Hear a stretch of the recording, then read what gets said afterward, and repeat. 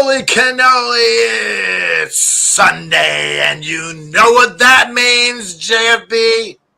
We're going to talk about Night of Champions, compare our predictions versus what actually happened. We're going to do a little news, and then we're going to end the month of June with our top 10 power rankings. How will it compare to the last time we did it? Not only that, just like every Sunday and every Wednesday, we spin that wheel and find what disgusting or spicy jelly belly I eat. All this and more on the All Effin' Wrestling Show. Hit that music.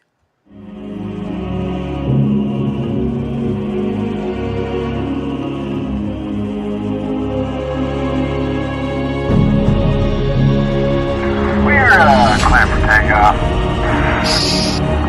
That's all systems go. We need that AFW logo up. Stat.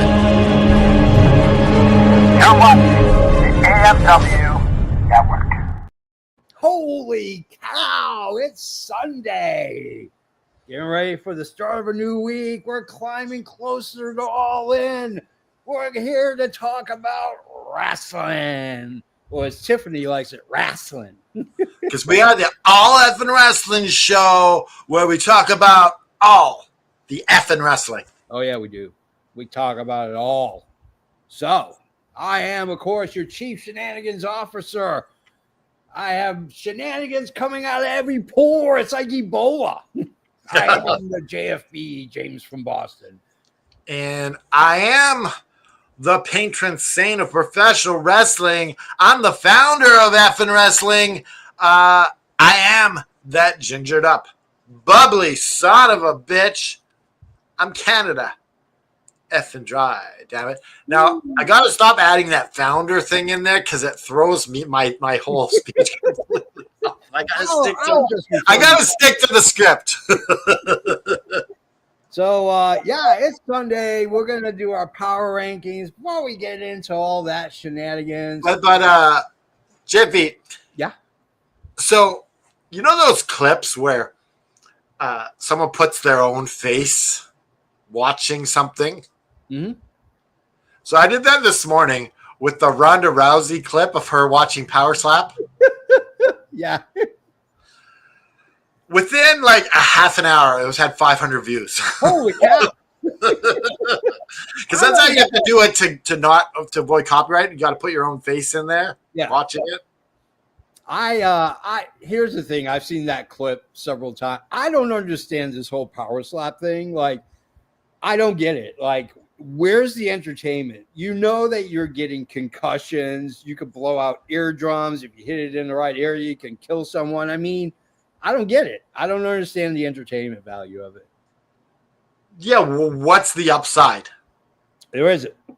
What is the upside? People slap the shit out of each other. There's no value to it at all. Like, none whatsoever. Do you know the game like Shot for Shot? Yeah.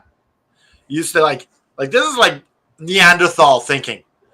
You're getting a shot, then you take a shot. You're like, well, no one wins in this.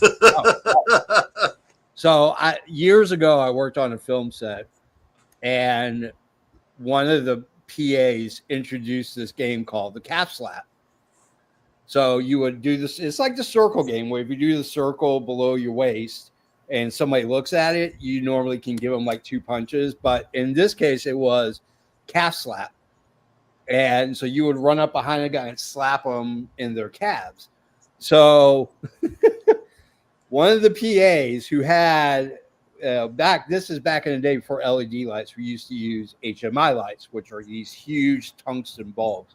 And they get hot, like 130, 140 degrees. So you have to wear these special gloves, which are heavy. They're about 2 pounds each. And he went and slapped someone in their calf. Not only did they bruise them, they ruptured a blood vessel in their calf. And they had to go to the hospital.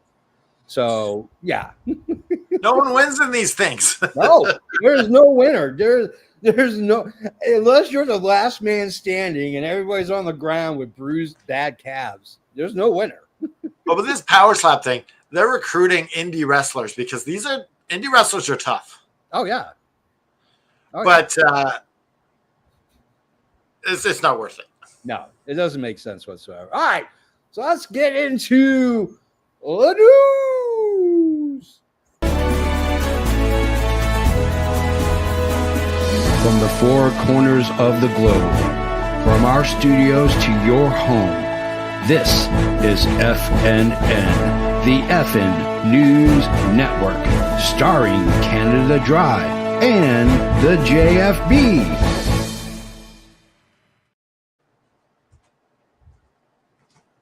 We seem to have lost Canada Dry. No, I'm just kidding. He's there. He is. He's back. Holy cow! I was just grabbing my phone because we got a little spinning to do. Let's do it. Or should I? Yeah, no, we'll just spin it on the. I didn't have time to upload it, so here we go. We're gonna do spin one, Yeah. and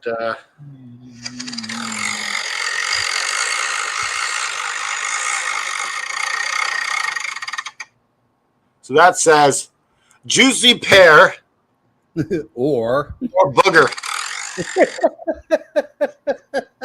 Okay, let's see.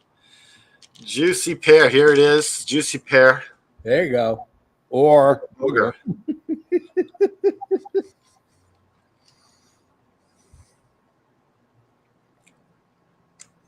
Yeah, I got the booger. Oh. But you know, booger's not so bad. Okay. You're just boogers all the time when you go and all that stuff. Yeah. It's not horrible tasting. No, it's just a little salty. Yeah. You know, it's not a real booger. So let's talk Night of Champions. That was the seminal PLE from Riyadh, Saudi Arabia. We're going to go through our predictions and who actually won. So, And Randy Orton- let's see what we thought about the matches too. yeah. So, Randy Orton took on Cody Rhodes. That was the opening match, which I was kind of surprised. Well, that's funny because you made it our opening prediction. Yeah, it was our opening prediction. And Cody Rhodes won. This was Canada Dry's lock of the night. I took Randy Orton, so I got the L on that one. What did you think of the match? I liked it. I thought it was a really good match. Yeah. Surprisingly, Cody didn't put on the crown. No. He didn't. Held it up. Yeah. So I would have liked to at least seen him put it on and then not. I don't think he's going to wear it. I don't see No, him- he's not. Yeah, I don't see him wearing it until SummerSlam. Like, I don't think Jade's going to wear it either. Yeah. No. Oh, that's a whole I don't like if it doesn't fit their character. Yeah, it doesn't. It really doesn't. Like, do a belt or something. Like, I mean, the crowns are beautiful. They're gorgeous crowns, but like, come on. You're not going to expect Cody Rhodes to carry a crown all through the airport up until SummerSlam. That's ridiculous. Ugh. But, I liked the match. I thought the match was really good.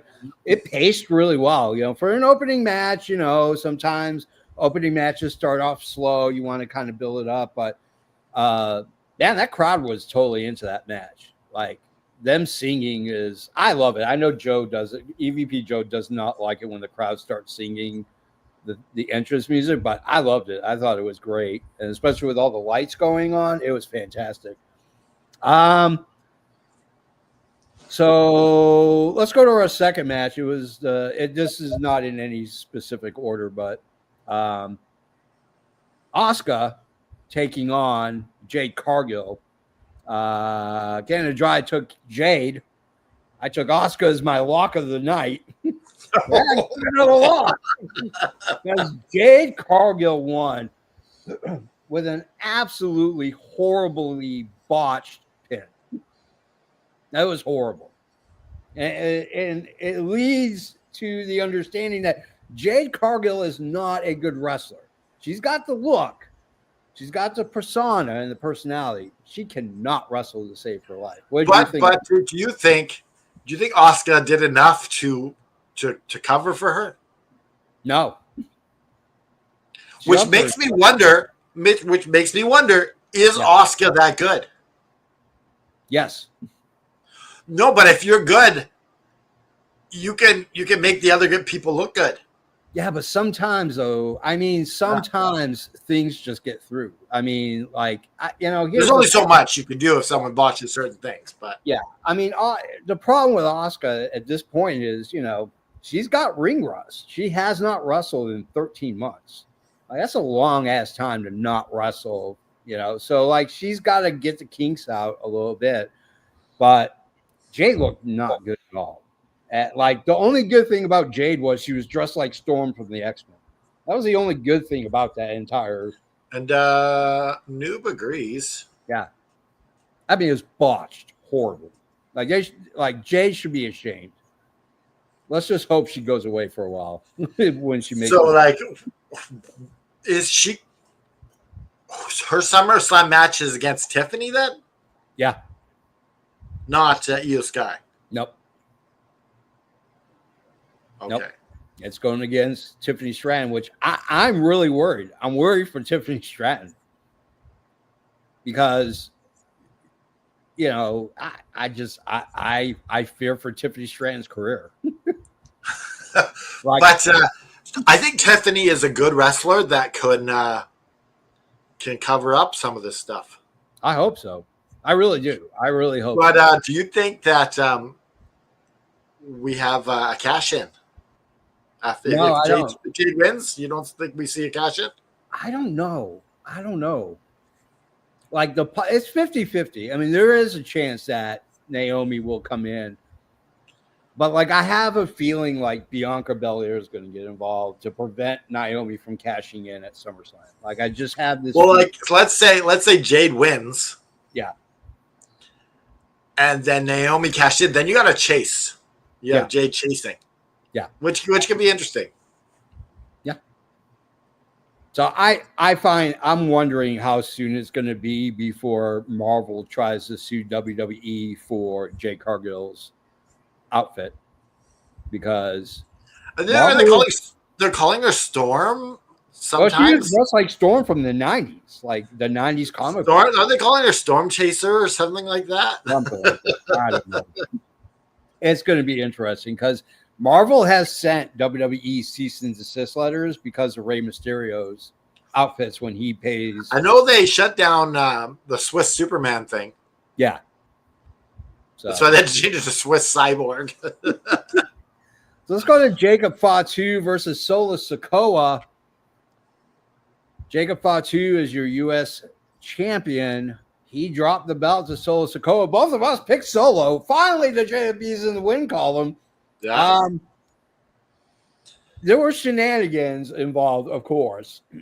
And we were given the debut of Hikuleo, which I don't know what name he's going to go by, but it's something. They said what it was. It's stupid. It's just stupid.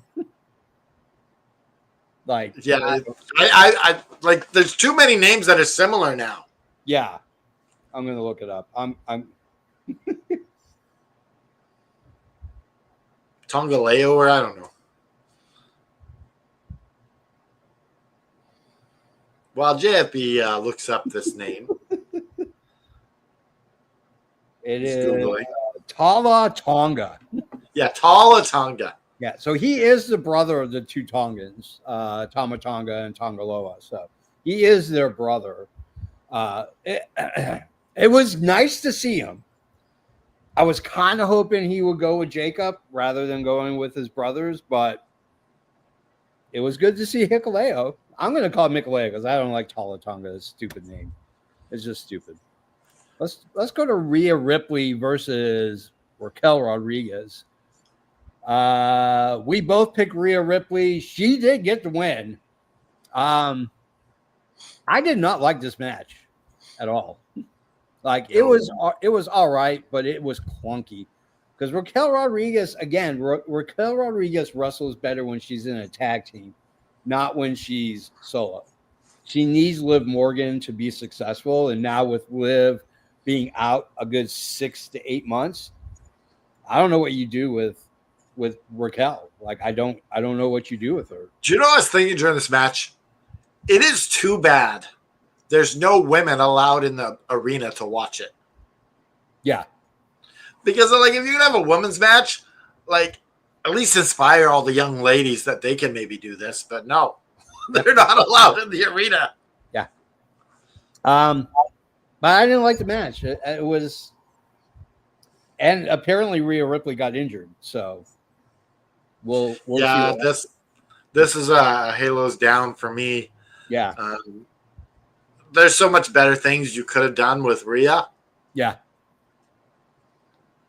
Yeah, like it I mean, it did not make her look good. And again, it's hard for a great wrestler to carry a piss poor wrestler. Like there are very, very minute amount of people wrestling wise that can carry a bad wrestler through an entire match. Bret Hart is one of them.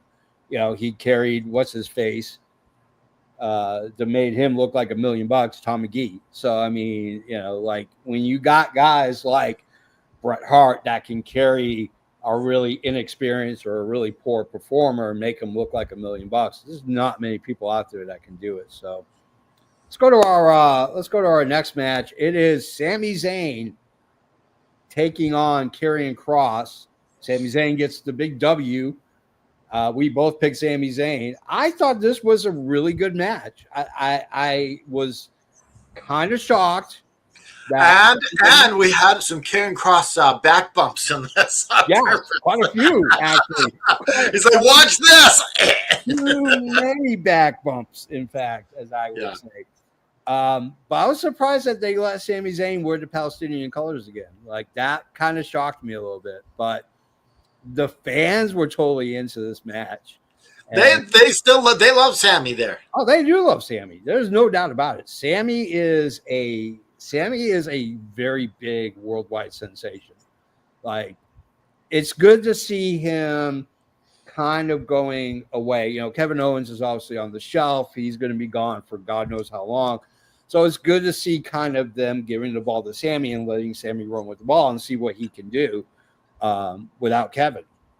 So if I'm WWE and I'm putting the belt on Sami Zayn for that small run we talked about yesterday, I'm doing it in Montreal. Oh, of course. Yeah. That crowd, when he was against Roman for the world title, that was some incredible noise for Sami Zayn. Yeah. I love Sami Zayn. I love Sami Zayn since he was El Generico in his Ring of Honor, his PWG runs. Like, I love Sami. I think he is just a great wrestler, but he's a great human being as well. Like, he's more punk than CM Punk is. Like, Sami Zayn is very much more punk rock than CM Punk is. Yeah, that's what Zach was saying in the chat, is that Sami Zayn actually listens to punk music. Yeah. I like Sami.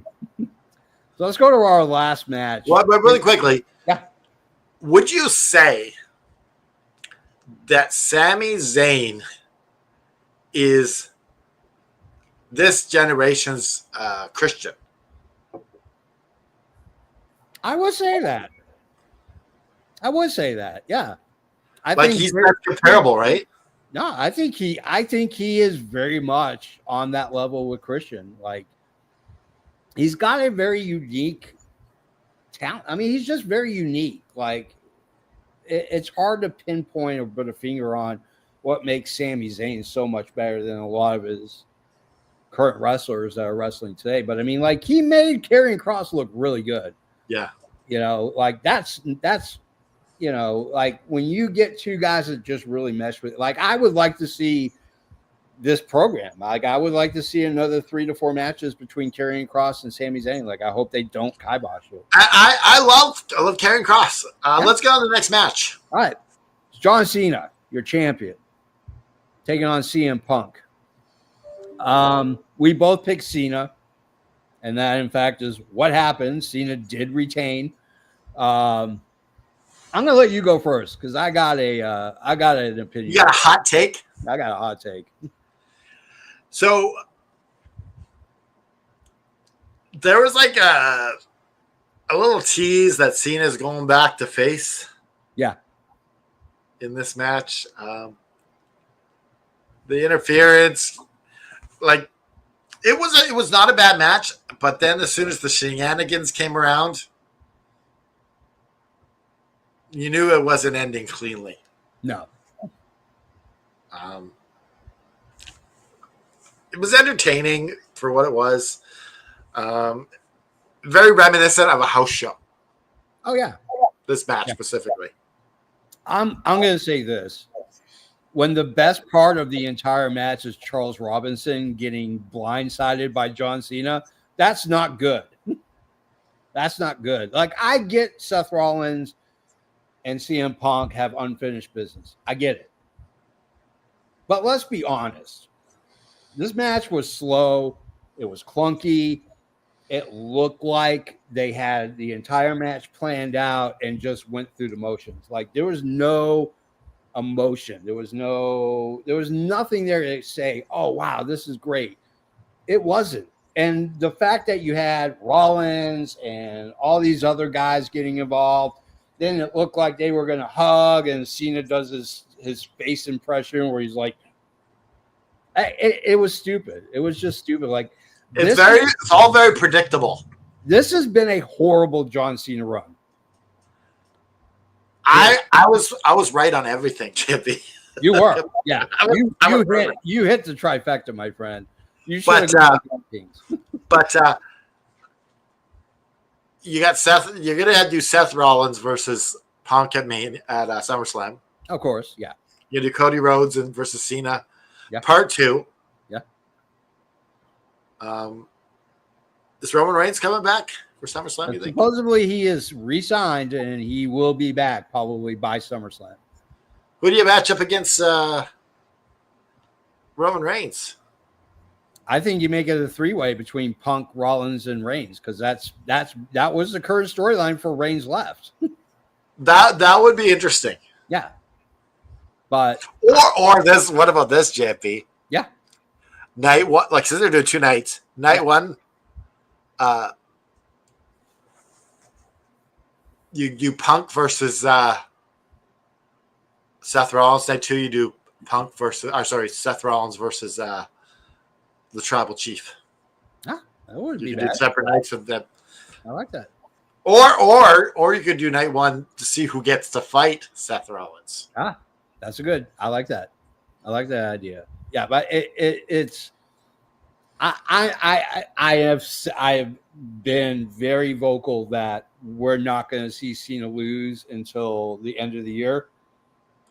I honestly would like to see Cena lose at SummerSlam. I'm tired of this. I think it's over. I think I'm tired of it. It's a horrible experiment that's gone awry. Did you hear the rumors that they're thinking about doing a second WrestleMania, do 2 WrestleManias in a year? Yeah. That's got to be a joke. I mean, if it happened, I would not be surprised. But like that's like talking about milking the cow till it's dry. It's like beating a dead horse. You Like, can beat that's that what horse. they're doing with SummerSlam. You're getting 2 nights. Yeah. Well, let's be honest. There's a good chance that the Big 4 will eventually be 2 nights. Like, you'll have a 2-night Royal Rumble, a 2-night SummerSlam, 2 nights of WrestleMania. Oh, Royal Rumble 2 nights cannot. Yeah, you get the men's Royal Rumble on night 2, and you get the women's on night 1. Might as well. I mean, they're doing it anyway. Well, Royal Rumble, if they can get some stories in there. Yeah. What's the other 4? The Survivor Series? Yeah, Survivor. Yeah, it's SummerSlam. Survivor 2 nights. No. Yeah. Like, don't be shocked. Don't be shocked. I mean, who thought that SummerSlam was going to go to 2 nights?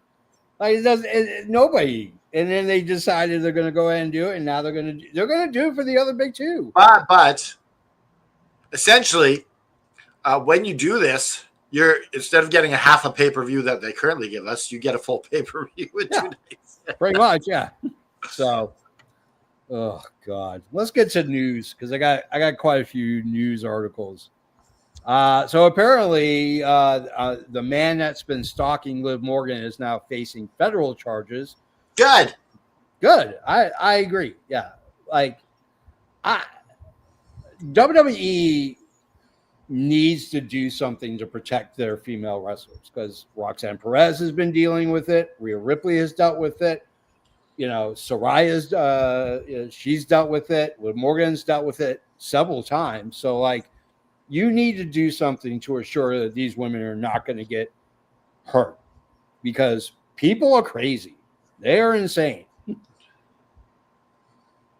So, I mean, I'm glad. I hope they throw him in a hole for the rest of his life. So, speaking of Karrion Kross did come out and say that the no back bumps is the weakest story he's ever heard. I don't know what they're going to do with Karrion Kross. I really don't. Like, You think he might get released? I think so. I think he's being too vocal and is. I mean, he has. I mean, it's not like he doesn't have a basis to formulate this opinion on. I don't think he's being used. I don't think he was used properly since he went to the main roster. If he was released from WWE, if you're AEW, you're taking him? Nah, You're not taking him if you're AEW? nah.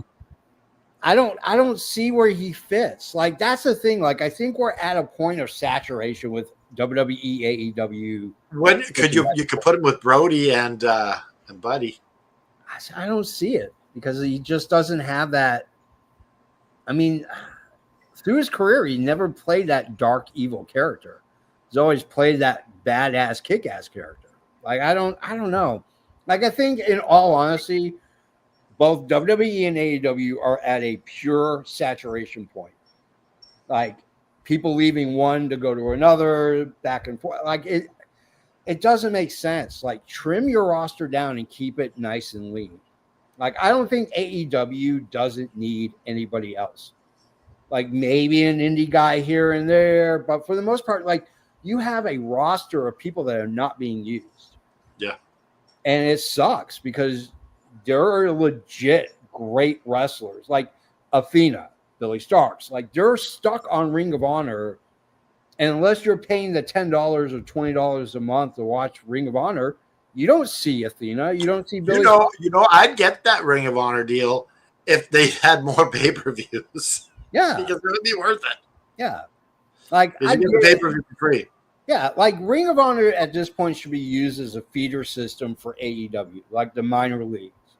Because I think it essentially is. Yeah.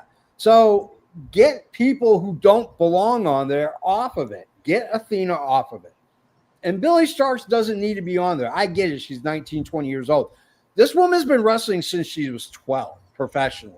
Yep. Like, get her out of that Ring of Honor and get her on the main roster in AEW. I think if Athena goes to the main roster, she goes as well. I think absolutely they're connected. They're like bungee corded together.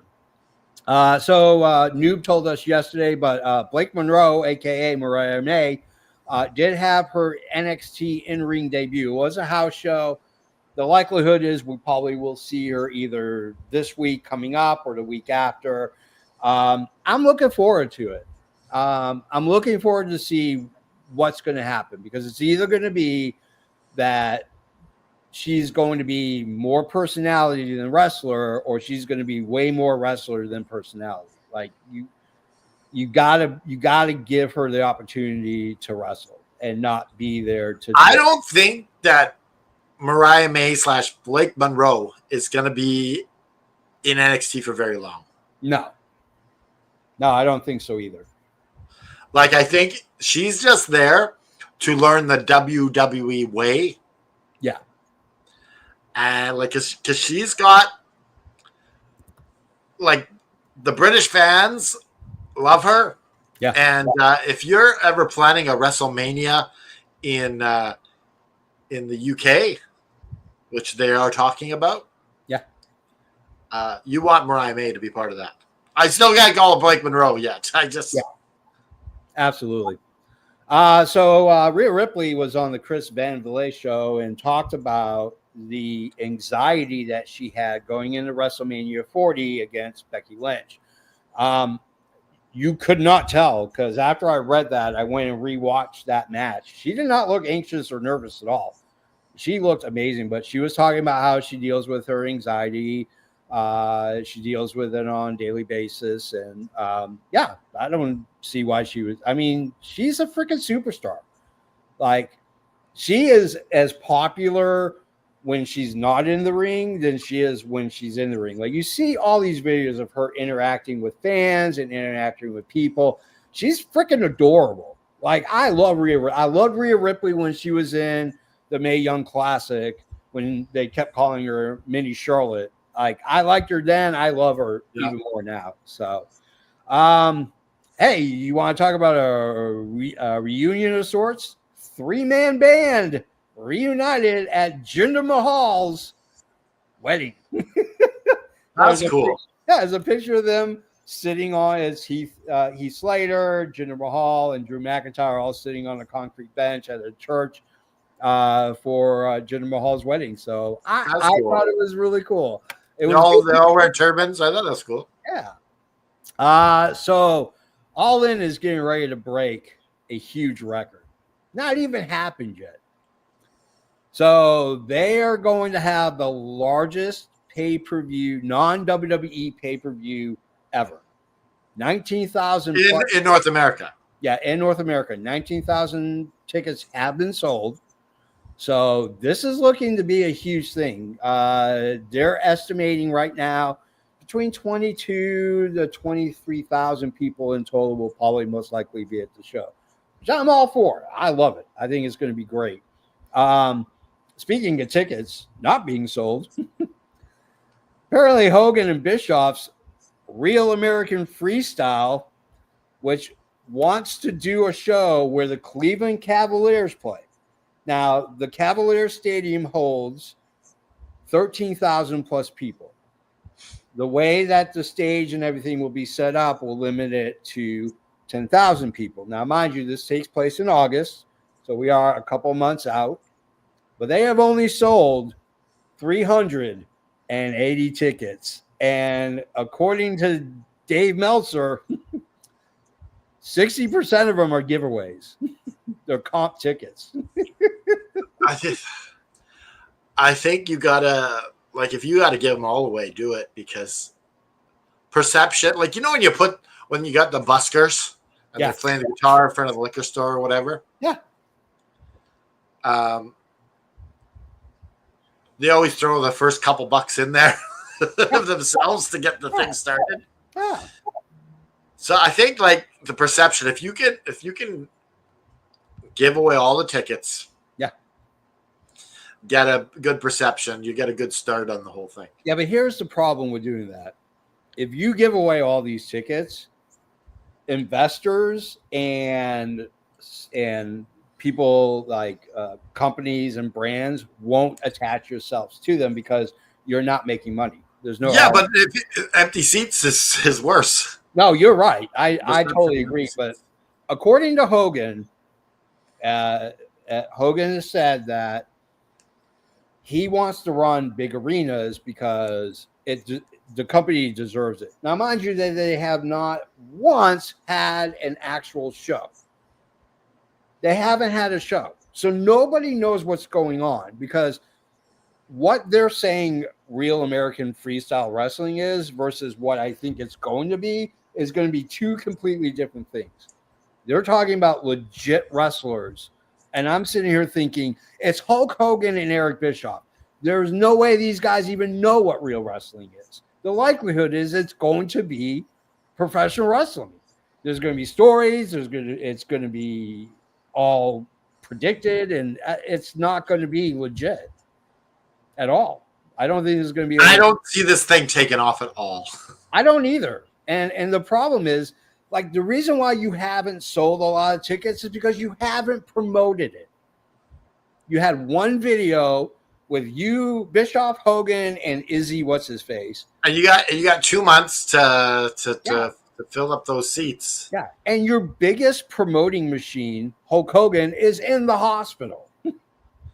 So you have to do something. Like Eric Bischoff is more than capable of promoting an actual wrestling event. Why is he not on here at all?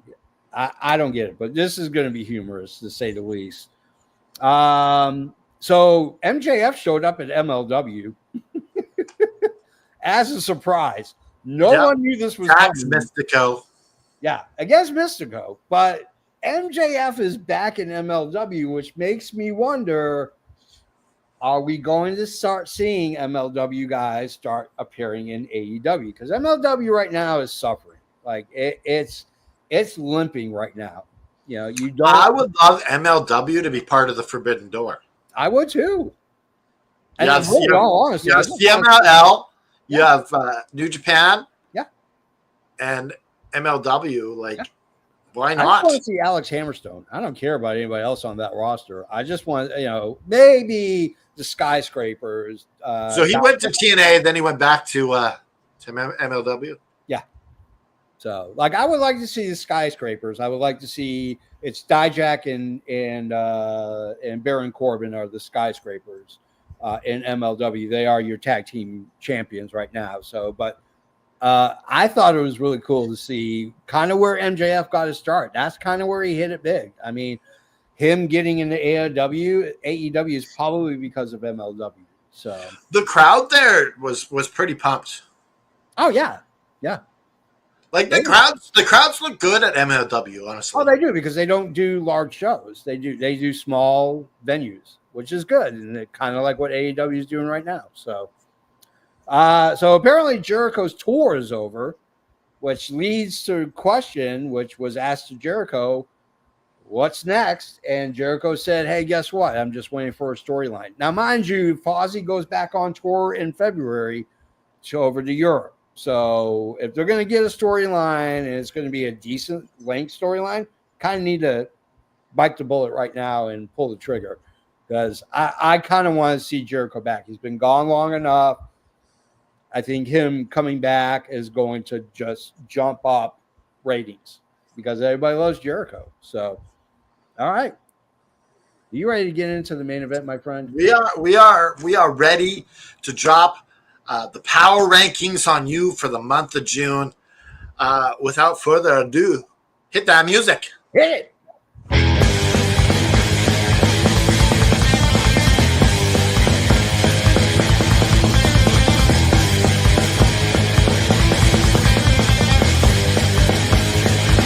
This is the main event of the evening.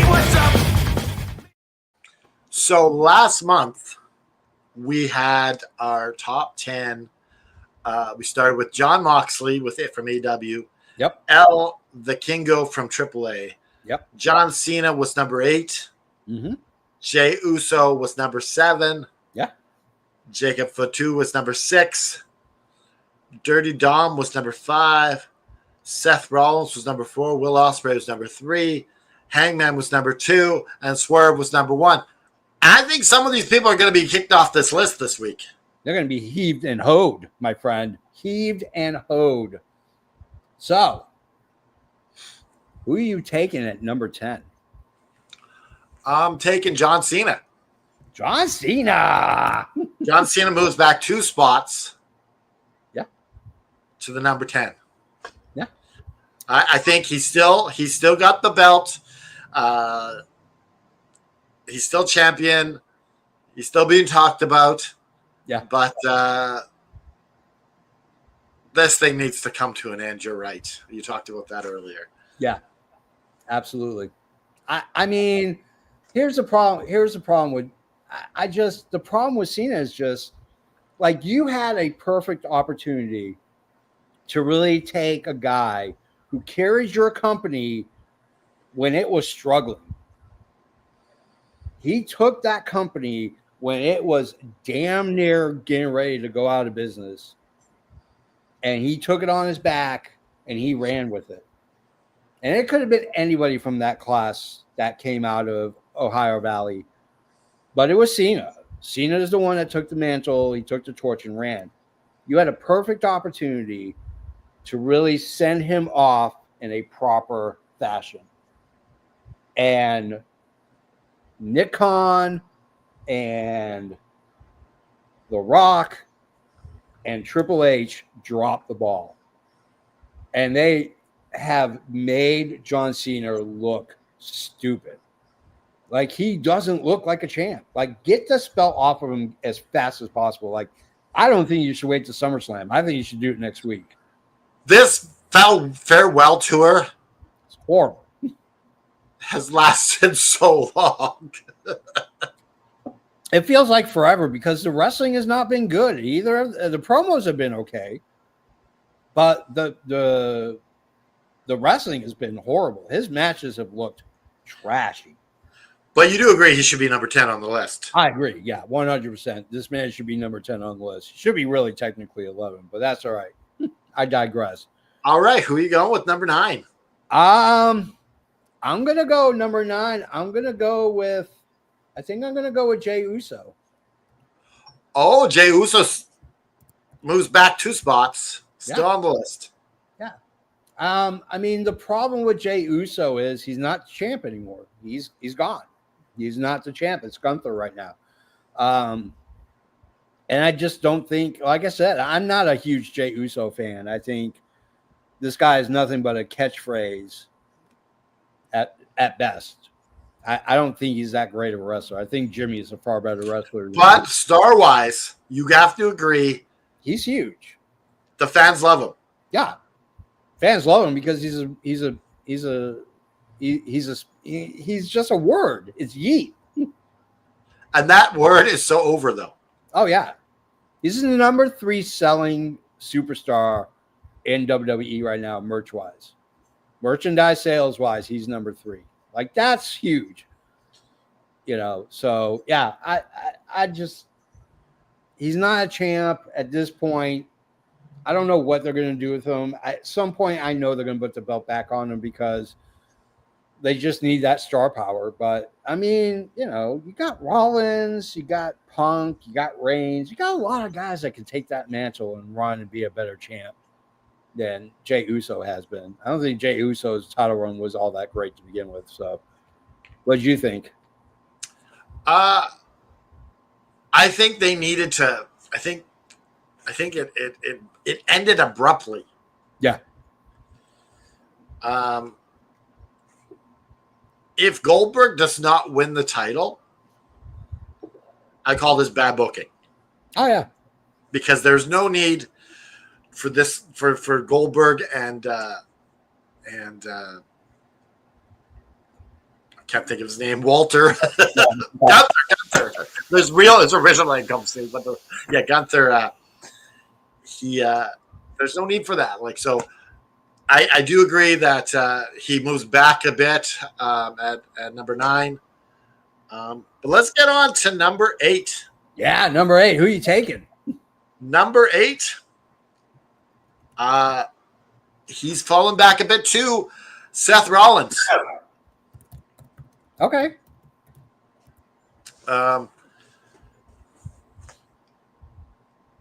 Seth Rollins, he's still like forefront, and his faction is getting bigger. He's got the money in the bank. Yeah. But they're shoving Seth Rollins down our throat at this point. If it was different circumstances, I'd put him probably in the same position because he is your money in the bank carrier. He's staying on the board, so yeah. Like, you're right. I mean, to be honest with you, like, his story is falling flat. Like, I think that Braun Breaker and what's his face are anchors to Seth Rollins right now. I don't think he needs them. I don't know why Seth Rollins is in a faction. I don't get it. He doesn't need to be a faction. This guy is. It seems like they're going to call the wise man is going to be now known as the Oracle. Yeah, the Oracle. because he tells spoilers Yeah. what's going to happen. Yikes.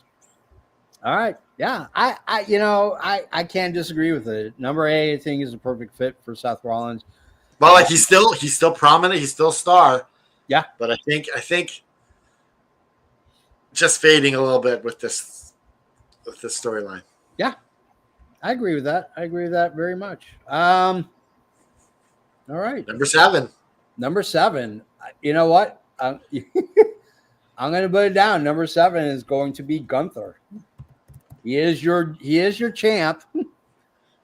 And I mean, yeah, here's the thing. I don't like Bill Goldberg. I think Bill Goldberg is probably one of the top 5 most overrated wrestlers to ever wrestle in professional wrestling. This guy is so over. He's overrated. Like, there's no good redeeming quality to Bill Goldberg other than he's hurt wrestlers. And when you put him in the ring with a legitimate wrestler, he's been exposed. William Regal exposed him. Bill DeMott has exposed him, during his WCW run. Like, he's just not a good wrestler because he doesn't care about the sport. Like, that's his thing. He doesn't care about professional wrestling. He's not into professional wrestling, which is fine. But he's an attraction more than anything else. He's just an attraction. And Gunther is a legit wrestler, and you have the opportunity to put Gunther over and make him bigger than what he currently is right now. Yeah, maybe next month we're looking number 5, number 4, number 3 for Gunther. Yeah. Because to me, Gunther is probably one of your best pure shoot wrestlers wrestling right now. Like, there's no pizzazz, and there's no Shazam, there's no shiny objects and these amazing entries. There isn't. That's if Goldberg beats him at Saturday Night's Main Event, are you pissed?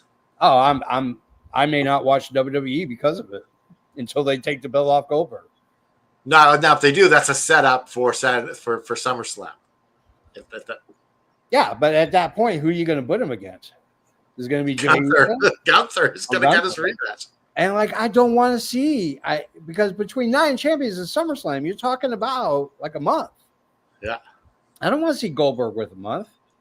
I don't want to see Goldberg at all. I want to see Goldberg walk into the ring, get the shit beaten out of him by Gunther, and he leaves licking his wounds. That's what I want to see. And I think that's because I think ideally the match should be something to like Pat McAfee versus Gunther. Yeah, I think in all honesty, what's going to happen is Goldberg's going to get booed, and they're going to change the finish. I think they're going to boo him as he walks in, and Triple H is going to realize, oh, shit, we're going to make him champ, and the fans don't like him. Guess what? We're changing the finish. Yeah, because Gunther's supposed to be a heel. Yeah. Yeah. So.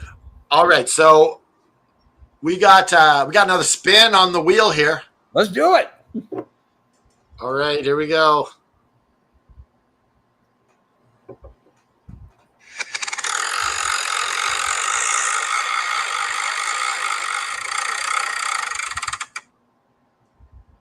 We got Toasty Marshmallow. Oh.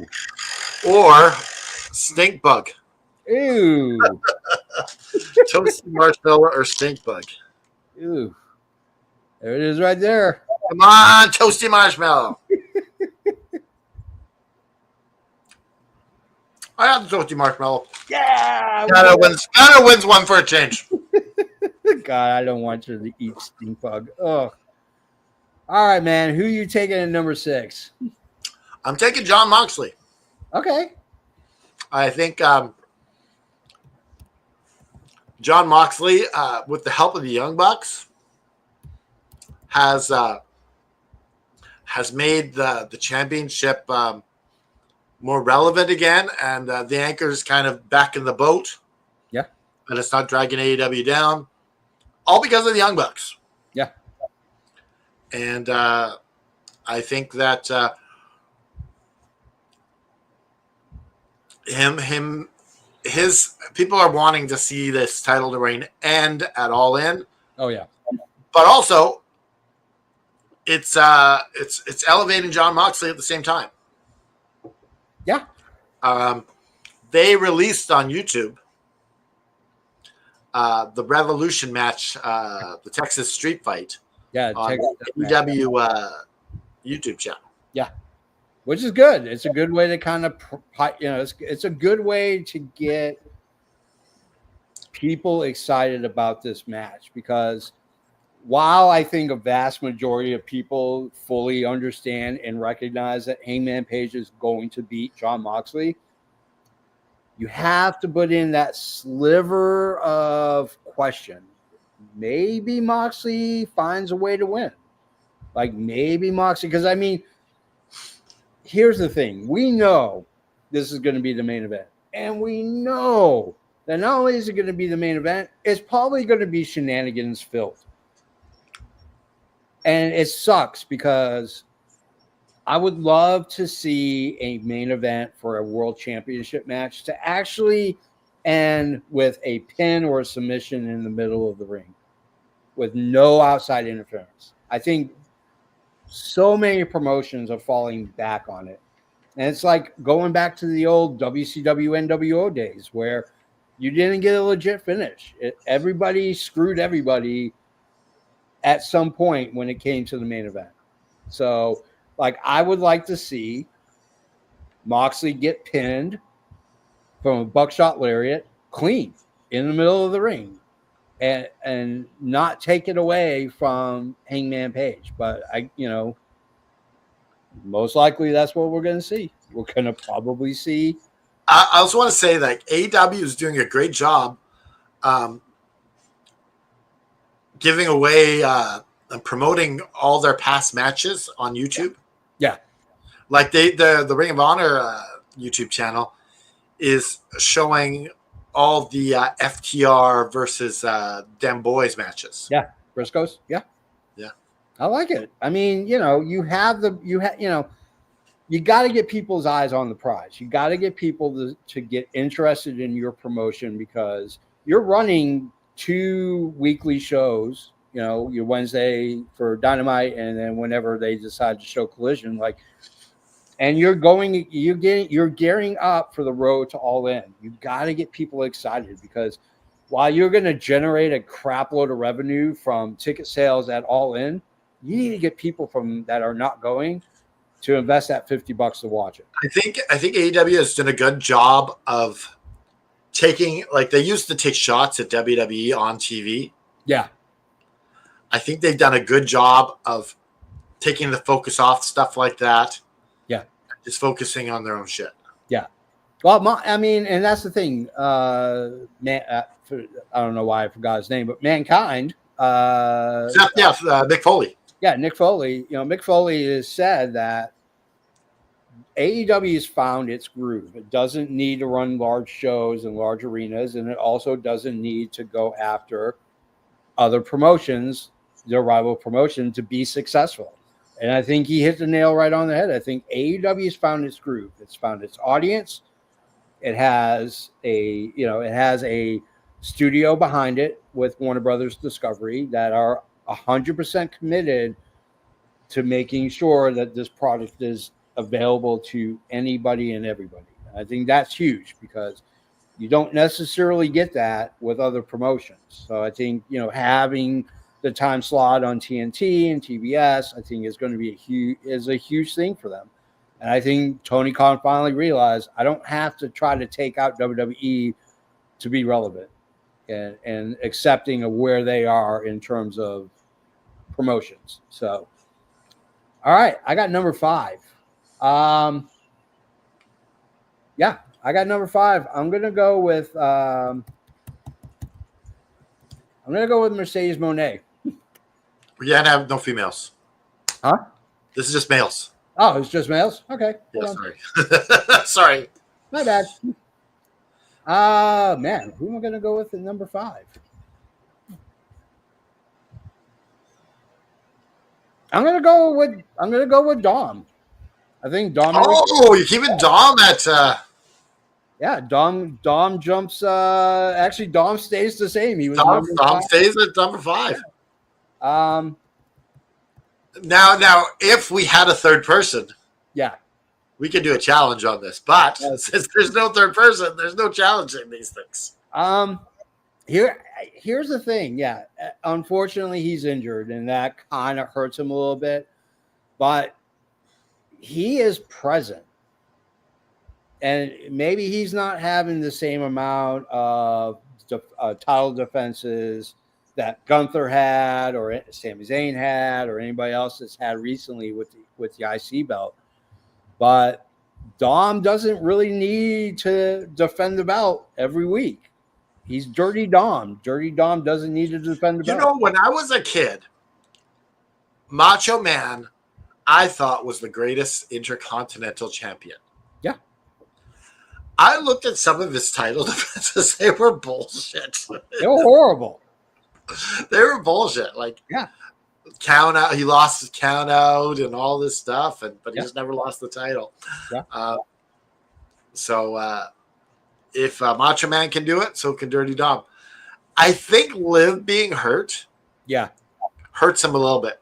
A little bit, yeah. But if they can move Roxanne Perez,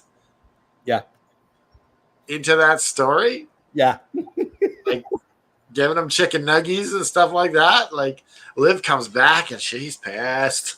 Yeah, I like it. All right, who you going number 4? Number 4. I'm going with MJF. Okay. I think MJF is doing some great work right now. Yeah. With the Hurt Syndicate. Yeah. Showing up on AAA. I'm not sorry, with CMLL. Showing up on MLW. Wearing the mask. Like, he's international right now. So number 4 for MJF. That's a great spot. Yeah, I like it. I really do. I really like it. I mean, here's the thing. Like, I probably would have slotted someone else in this, but you're right. MJF is doing, since coming back, he's doing his best work. I would have honestly, but well, actually no, because I think I'm going to save him for number 3. I like where MJF is. I think MJF is doing. It's interesting because not only is he kind of going in his own separate direction because he wants that world championship belt and screw Hurt Syndicate because that's his ultimate goal, but at the same time is really acclimated into working with Bobby Lashley and Shelton Benjamin. Like, I think it works. And to be honest with you, I don't want to see him kicked out of Hurt Syndicate anytime soon. I think it's kind of working for MJF, you know. So, I'm for MJF at number 4. You're gonna scream when you hear my number 3, though. Who's number 3? I'm going with a guy from Winnipeg, Manitoba, Canada. I'm talking about Kenny Omega, baby. Kenny Omega. Kenny Omega is your international champion. Kenny Omega is last seen splurting out blood from his mouth from Okada. And to be honest with you, like, I'm geared up for, there are 3 matches that I cannot wait to watch. And I think all 3 matches are going to be equally A++++. It's going to be Page versus Moxley, Timeless Tony Storm versus Mercedes Moné, and Omega versus Okada. Now, for all those people that are like, oh, we're going to see Okada and Omega like it was 8 years. No, you're not. You're not going to see that. Those 2 guys are not in the same point physically that they were all those years ago when they were just hammering each other at New Japan. But Kenny Omega's looked amazing. His last couple of matches, his segments, everything has been really strong with Kenny Omega. And whether he beats Okada or he doesn't beat Okada it's regardless. You're creating a number 2 championship in AEW, essentially. Yeah. I like it. I think Kenny Omega, like even Okada, like I know people are bitching and complaining that Okada is not wrestling the way he's used to. He's not. He's over 36 years old. This guy is not going to go and do the things he did 5 years ago. It's just not possible. It's not going to happen. You know? Now, the cool thing with Okada is the likelihood is we're going to see Okada back in Japan. I think he's going to be Tanahashi's final opponent. It only makes sense that if you're going to do Tanahashi, you got to put him with Okada. Like those two guys' histories, you have to have that one last match. So, but yeah, I think Omega's doing amazing work. He's doing better work now, not even being on TV. Yeah, like Omega had a strong June at the start. I like it. Number 3. Yeah. Is Kenny Omega. Yeah. Who are you taking number 2? I'm taking Swerve Strickland at number 2. Okay. He had a hell of a month with fighting against his tag team partner, Will Ospreay. Yep. That match between him and Ospreay, Mm-hmm. that was a match of the year candidate. Yeah. I can't believe they gave it to us for free. It almost feels like Bischoff is booking. Well, essentially because they didn't have a winner. It doesn't affect any of the storylines. There you go. I here's the thing.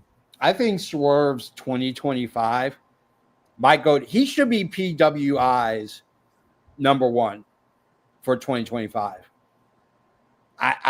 Regardless of whether he's winning or losing championships, this guy has put a staple in his tongue. Yeah, he was the highlight of Anarchy. That staple bit. Like, he's doing amazing work. Yeah, in and out of the ring. Like his promos are on fire. His storyline is solid. You know that he's got some sway and say in how this storyline is being booked. I think that Tony Khan is letting him kind of say, here's how I see this going for 2025. And Tony Khan, being who Tony Khan is saying, oh yeah, let's do it. Let's run it. So I love Swerve in this. I think Swerve is doing absolutely amazing work. I like I said, he should be PWI's number 1 in their top 500. So the problem now we come into is either Ospreay's off the list or Hangman's off the list. Yeah. Or maybe they're both off the list. Who are you going with for number 1, JFV? I'm going with Hangman Adam Page. And here's the reason why. To me, right now, Page is doing the best work he's ever done in AEW. In fact, I think he's doing the best work he's ever done in his career. I think he's taken the righteous indignation character that he had going into 2025, and with him going against Swerve, him going against Ospreay, setting himself up to eventually dethrone Jon Moxley, the emotion is there. Like, you're emotionally invested in Hangman Page's story going into All In that no one is doing right now. You know, because right now, Swerve, Ospreay, Briscoe, all these guys, the Ops, they are all secondary characters. They are all B characters in Hangman Page's A character storyline. They're there for support. They're there to rally him. They're there to support him. Whether he goes heel or not at All In, that's essentially what everybody else is surrounding, is like circling the wagons around Hangman Page. And I think the number 2 pick is tied to the number 1 pick here. Yeah. Oh, they're linked. They're attached to each other. They're going to be attached to each other for a while, because while I have bitched and complained about how there's too much, Do you still think Paige is gonna go heel? I still think Paige goes heel. Because here's the thing. You have Ospreay, who is starstruck about Adam Page. He's the man. He's the man. It makes you remember when Obi-Wan Kenobi and Anakin Skywalker on Mustafar are battling each other, and he tells, and Obi-Wan Kenobi says to Anakin, you were the chosen one. You were supposed to be the one that brought balance to the Force, which he did, because you had a shitload of Jedi and only a couple of Sith. He technically was bringing balance to the Force. And that's what Ospreay's like. Ospreay's like, he's the man. He's the chosen one. He beat me. He's going to save AEW. They're setting it up so perfectly, because at this point. So you're saying Hangman Page is Anakin? I'm saying Hangman Page is Anakin. Hangman Page is going full on Sith. It just makes sense, because now when Hangman Page does go bad, The Swerve is right there to take it. Swerve is like, I helped you, you mother. Yeah. So like now you get this point where Swerve and Ospreay can kind of have a kerfuffle while Swerve is trying to get at Hangman Page. My prediction is that Hangman wins, and then it turns heel, goes on a little bit of a run. Swerve wins the belt somewhere along the line. Yeah, and it's Swerve and Ospreay. Yeah, at All In. Yeah, for the title and Wembley, right? Yeah, and that's where Ospreay finally wins it. I mean, they're setting. I mean, Tony Khan, you have it right here. You watched the show. Book this story, because this is an interesting story, because you can have Hangman Page turn on Ospreay and knock out Ospreay for a couple of months. That allows Swerve to go ahead and do the chase. Yep. He chases Hangman Page. He has to go through the box. He got to go through the death right. He's got to go through people to get to Hangman Page. Then he gets to Hangman Page and beats him. So now you have Swerve for about 4 to 6 months as your champion. Ospreay eventually comes back, maybe after the, Hangman Page is going to fight, or, Swerve is going to fight whoever, and then Ospreay shows up, and now you have that built-in storyline. Now you have the chase again. Are you okay with this list we got here today? This power ranking? Hell yeah. And my one misgiving is that Will isn't on it. Yeah. But he's going to be back next month. Yeah. I mean, not to take anything away from Ospreay. I think Ospreay is doing amazing work. But Ospreay is a secondary character in this. He's kind of off on the sidelines. He's like your backup quarterback. You only need him. If anywhere, I put him at 11. I'd put him at 11. I wouldn't have a problem with that at all. I'd totally put him in at 11. But there's no 11 spot. So. Yeah. Ospreay's doing great work, and Ospreay is Ospreay. That man doesn't need to wrestle. He can just come into the ring to his music, do his Ospreay chants, and then leave. He doesn't need to be there. That's what makes it. You know what's cool? I was trying to do some research. Yeah.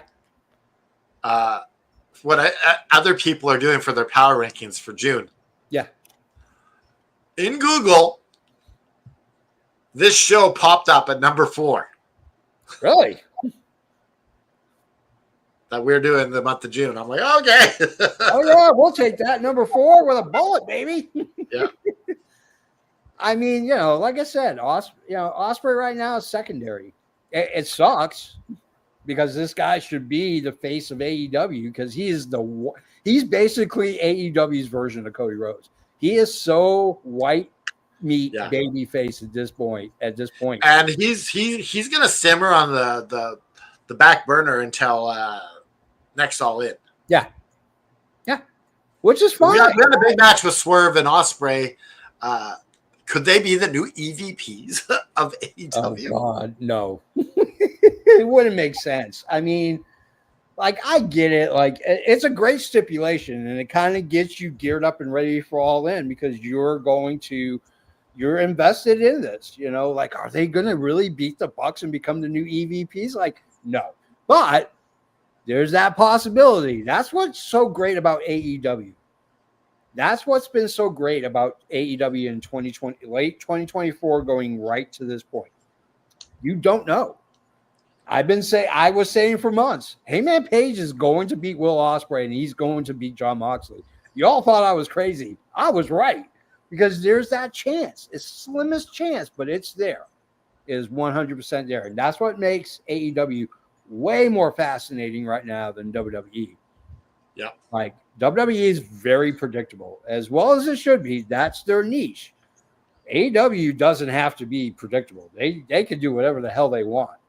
They're going to get publicity up the wazoo because of it. So, yeah, I mean, you know, I'm just saying. All right, guys, that's the end of the show. Now I have to hawk some stuff. Here we go. Got links down below. Get on your keyboard, clickety-clacky, move your mouse around. The first link there is, would you like to be a sponsor of the show? Yeah. Check that link. Yeah. The second link is about the DraftKings. Tell me about the DraftKings. DraftKings sports betting is amazing. I actually, a couple of weeks ago, I bet on some baseball games and won. So I bet like $10 and won like $150. You could do prop bets, over-unders, point spreads, you name it. And if you hit our link, you'll help the show. Yeah, you help the show, and that's the most important thing. So, you know, win you some money to take your lady or your guy out or whatever for a nice fancy dinner, maybe a movie. Superman's coming up relatively soon, so you go see Superman. But yeah, go ahead to DraftKings, click the link, open up your account. You bet $5, you get $250 back if you lose. Who else is going to give you money for losing a bet? Not your bookie. That's for damn sure. He's going to break your kneecaps. Take your money. He's going to break your kneecaps. That's what bookies do. But, and you know, click on the other link too. It sends you to all our social media websites. You want to support the show and show the world who are the best in wrestling podcast history. Get a shirt, damn it. All you got to do is go to prowrestlingtees.com/effing wrestling. We have so many shirts. And more shirts coming. And more shirts coming. And we got more shirts All coming. I do is sit here and create shirts. So get online, go get a shirt, go ahead and support us. Do everything you can because we want to be huge. We want to be ginormous. We want to be the go-to for your wrestling information, your wrestling sanity. So that's how you support us. And join the Facebook group. We're set at 18K right now. 18K. That is freaking amazing. Screw Logan Paul. He doesn't have 18K on his page. I guarantee it. It's all people from like North Korea that are data farming for him. So on behalf of Canada Dry, I am the JFB. We're all about men's mental health. It's every month for us. Yeah. So if you're struggling with your mental health and you're down, things happen. It's okay to be down. It's not okay to stay down. You got to reach out to your friends, reach out to your community, reach out to your church, reach out to us. Yeah. And we will help pick you up, dust you off, and put one foot in front of the other. Stick your fist in the air and put the devil in a sharpshooter and just keep fighting.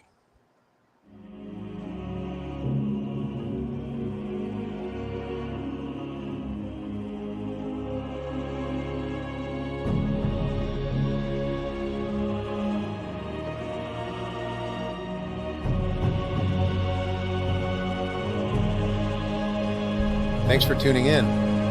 This has been Tony Schiavone for the All Fan Wrestling Network.